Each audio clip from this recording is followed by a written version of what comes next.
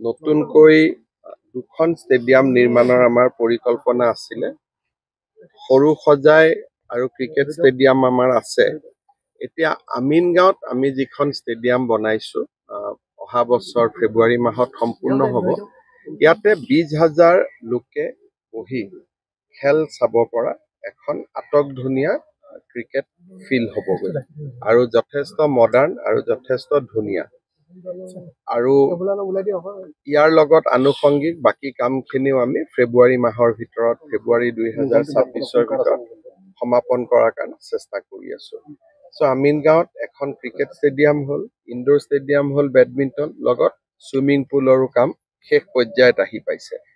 আৰু এইখিনিৰ লগত অলপ আমি পাৰ্কিং আদিও বনাব চেষ্টা কৰি আছো যাতে ইয়াতে ওৱান ডে ইণ্টাৰনেশ্যনেল হওক T20 হওক ইয়াতেও যাতে সৰু সজাই লগতে ইয়াতো যাতে খেলাব পৰা যায় স্যাৰ নতুন খেলুৱৈসকলক ইয়াত প্ৰশিক্ষণ থাকিব নেকি কোচিং যিটো চেণ্টাৰ হয় ষ্টেডিয়াম এখন হ'লে এটা নহয় 4-5টাও কোচিং চেণ্টাৰ চলাব পাৰে এছিয়াৰ তেনেকুৱা চিন্তাও আছে গতিকে কোচিং চেণ্টাৰ চলোৱাত কোনো অসুবিধা নাই কিন্তু এখন আন্তঃৰাষ্ট্ৰীয় মানদণ্ডৰ আমি আৰু এখন খেলপথাৰ পাম অসমত বা যেতিয়া আমি অহাবাৰ নেশ্যনেল গেমছ অসমত আনিম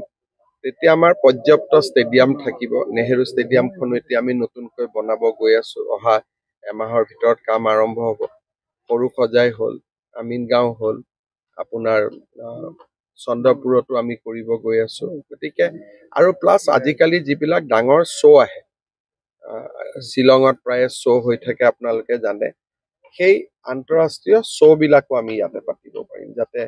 মানুহে আহি পেলাই শ্ব' অনুভৱ কৰিব পাৰে গতিকে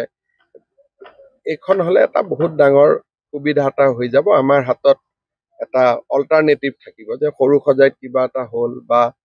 বৰ্ষাপাৰাত কিবা এটা হ'ল ঠিক আছে আমিনগাঁৱত কৰোঁ এটা আমাৰ অল্টাৰনেটিভ আহি যাব ফিজিকেল এডুকেশ্যন বিষয়ত ডিগ্ৰী পাঠ্যক্ৰমৰ কাৰণে অসম তথা উত্তৰ পূৰ্বাঞ্চলৰ প্ৰথমখন শিক্ষানুষ্ঠান অভিৰুচি ইনষ্টিটিউট অৱ ফিজিকেল এডুকেশ্যন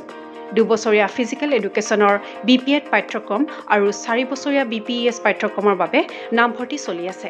বিতংকৈ জানিবৰ বাবে আজি যোগাযোগ কৰক যোগাযোগৰ নম্বৰসমূহ হৈছে 9435100098 7002233540 8876521098 website www.aipguwahati.in